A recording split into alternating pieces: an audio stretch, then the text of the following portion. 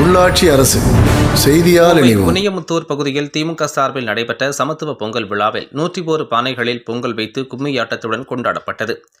தை நாளில் தமிழர்களின் திருநாளாம் பொங்கல் விழா தமிழ் கலாச்சாரத்தை உலகுக்கு உணர்த்தும் ஒரு உன்னத திருநாளாக திகழ்ந்து வருகிறது. இது வேளாண்மையை அடிப்படையாக கொண்ட விவசாய திருநாளாகவும் கொண்டாடப்படுகிறது.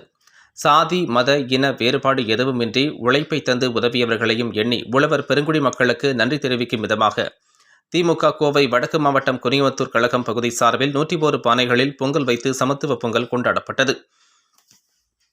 இதில் மாவட்ட கழக செயலாளர் தொண்டாமுத்தூர் ரவி, குனியமுத்தூர் பகுதி செயலாளர் லோகநாதன், கோவை மாநகராட்சி துணை மேயர் வெற்றி செல்வன், மாவட்ட கழக துணை செயலாளர் ஜெயந்தி, மாவட்ட மகளிர் அணி அமைப்பாளர் ரதி மனோகர், மாவட்ட மகளிர் அணி தொண்டர் அணி அமைப்பாளர் ரங்கநாயகி தனம், மாவட்ட பிரதிநிதிகள் மாதவன், AP ராஜா, மாவட்ட விவசாய அணி துணை அமைப்பாளர் குனிசை சந்தோஷ், பகுதி கழக அவைத்தலைவர் அண்ணாதுரை, பொருளாளர் தேவராஜ், துணை செயலாளர்கள் கவிதா, ஜெயசீலன், விஜயன், 88வது வட்டக்கழக செயலாளரும் 88வது வார்டு மாமன்ற உறுப்பினருமான செந்தில்,